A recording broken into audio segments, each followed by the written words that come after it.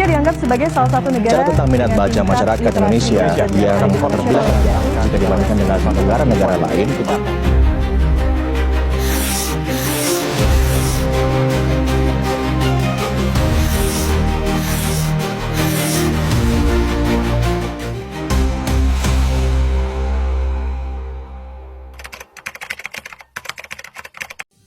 Halo semuanya, perkenalkan nama saya Nur Asisa dari Prodi Pendidikan Pancasila dan Kewarganegaraan.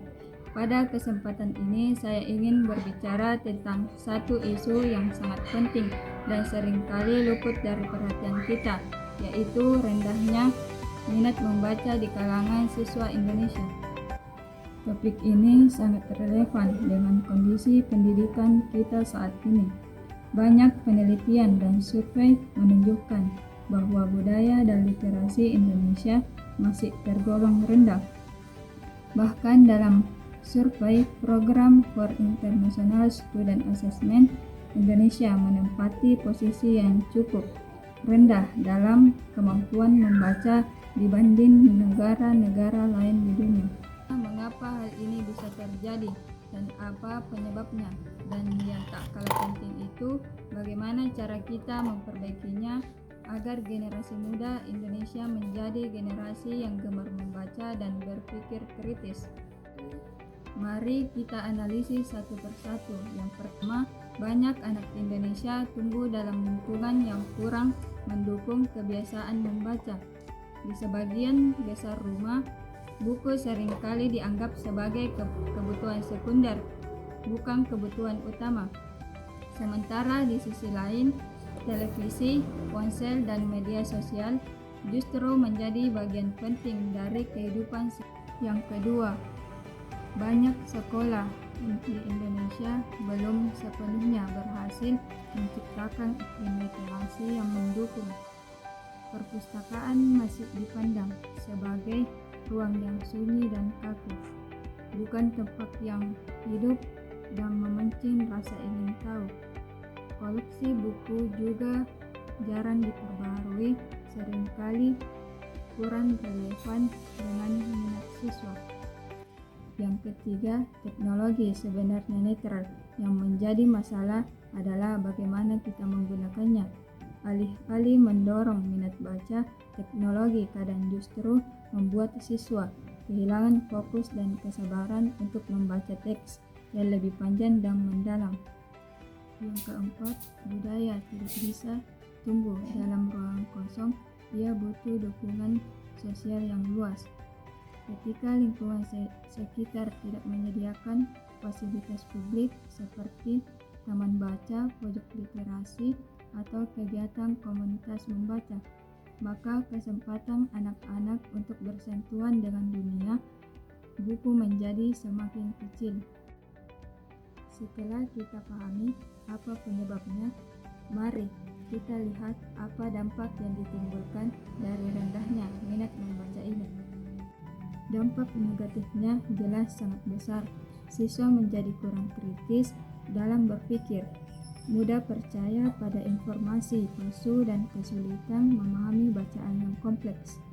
Dalam jangka panjang ini, hal ini bisa menurunkan daya saing bangsa karena keterampilan membaca adalah fondasi dari semua bentuk pengetahuan.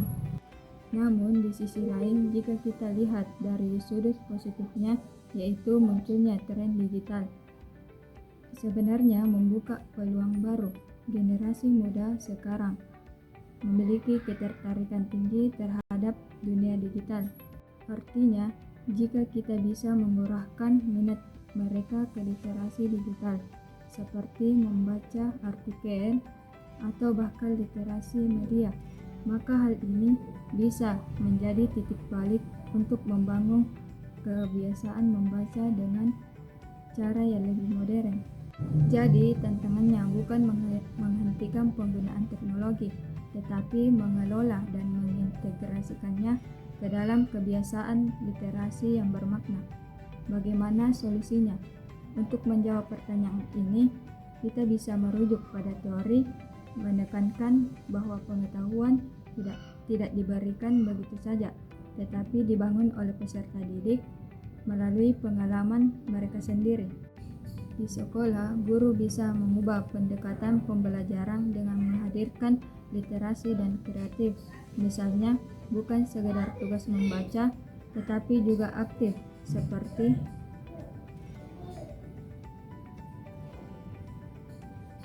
sementara di tingkat masyarakat, pemerintah dan komunitas bisa berperan dengan menyediakan lebih banyak taman baca dan kegiatan berbasis literasi.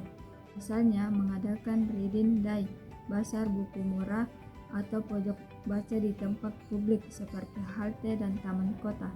Terakhir, kita bisa mengubah cara pandang membaca, jangan hanya dilihat sebagai kewajiban akademik, tetapi sebagian dari budaya dan gaya hidup.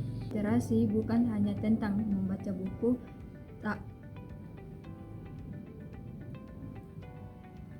Literasi bukan hanya tentang membaca buku, tetapi tentang bagaimana kita memahami dunia. Dengan membaca, seseorang belajar berpikir kritis, memahami sudut pandang berbeda, dan berkembang sebagai manusia yang bijaksana dan terbuka.